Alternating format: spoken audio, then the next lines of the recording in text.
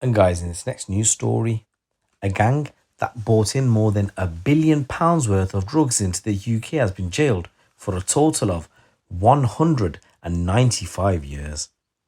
Met Police detectives worked with the National Crime Agency, known as Britain's FBI, on a 4-year investigation that has put 12 dangerous men behind bars.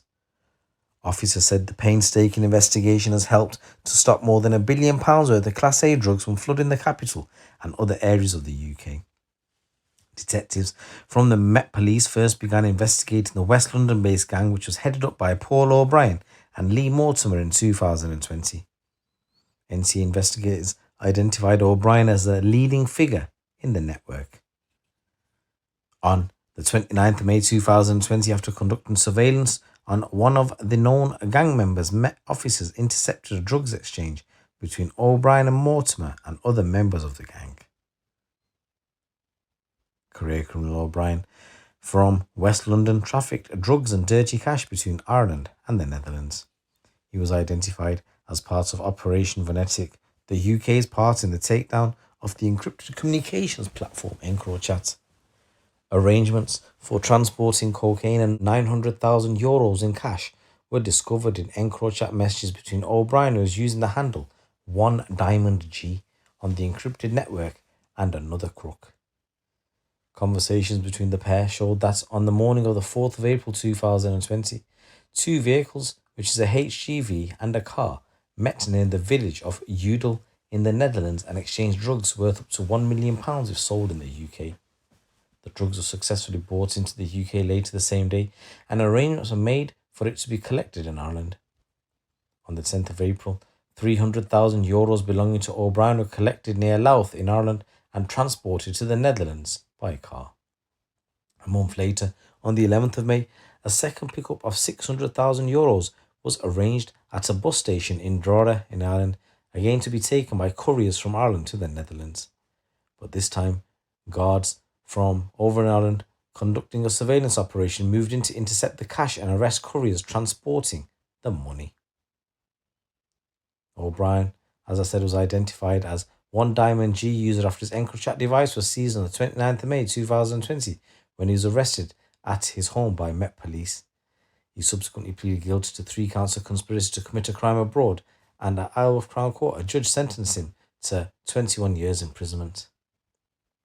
This led to a series of arrests, and officers seized more than 160 kilos of cocaine, as well as over £1 million in cash and other high-value assets, including vehicles and jewellery. The investigation into O'Brien allowed Met officers to identify members of another drug-dealing gang operating in Greater Manchester, led by Jonathan Stroglios. With the help from the NCA, Met officers assessed the network's encrypted EncroChat messages, which revealed the gang imported more than 8.5 tons of coke between 2017 and 2020. The total value of the drugs imported into the UK over this period is assessed to be worth more than £1 billion. Working in partnership with Essex Police, were later able to make a further series of arrests and seized another 138 kilos of coke and 8 kilos of heroin, which had been imported via the Harwich port. Detective Chief Superintendent Ella Marriott, head of the London Regional Organised Crime Unit, said this is an investigation that demonstrates how Met officers are going above and beyond to make London safe by removing dealers from the capital and other parts of the UK. This is community crime fighting at its best, removing offenders who impact the lives of those around them. We've seen time and time again that the supply of drugs has devastating consequences on communities across the country. It causes addiction, has devastating health impacts, and leads to antisocial behaviour and violence. That is why we are determined to crack down on drugs and the gangs that exploit vulnerable people, while also working with partners to support drug users through addiction.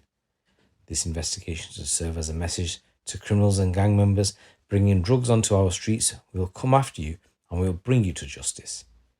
NCA Branch Commander Martin Clark said the NCA were able to work in collaboration with the Met to share information which enabled us to identify and dismantle this organised crime group in its entirety.